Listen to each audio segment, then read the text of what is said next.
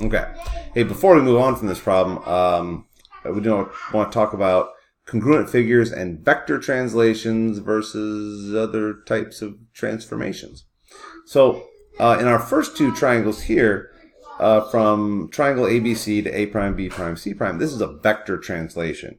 So whatever the same left-right movement that takes us from B to B prime will take us from C to C prime, or A to A prime. This entire shape has simply been shifted to the right and down some number of spaces. And we can calculate what that is by taking each pair of coordinates, going end minus start equals change. So for example, 5 minus negative 4 is 9.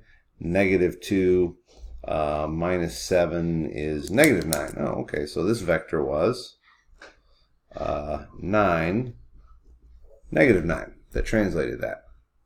And a translation is it is a function. In algebra, we talked about functions, how you would you feed numbers into a function and they output things like input output. Well, this is kind of the same, except what we're doing is we're inputting points and outputting new points. And a translation is a kind of function. The general word for it is transformation. But there are different types of transformations that aren't translations. And a translation is just a fancy word for a slide. But there are other types of transformations or functions or different rules that will move points across the coordinate plane and move shapes across the coordinate plane. And here's another example of one here. Now let's take this. If we take a look here, C goes to C prime, A goes to A double prime, and B goes to B double prime. But it's not a translation, it's not a slide, because the vector that takes us from C to C prime is over 1, 2, 3, 4, 5 spaces and up 2. That vector would be 5, 2. But it's clearly not going to take A to A prime, because that's much larger, longer distance there.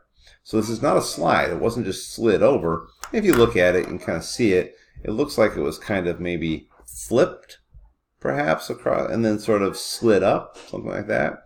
This would be called a glide reflection. So it's been slid and then flipped over.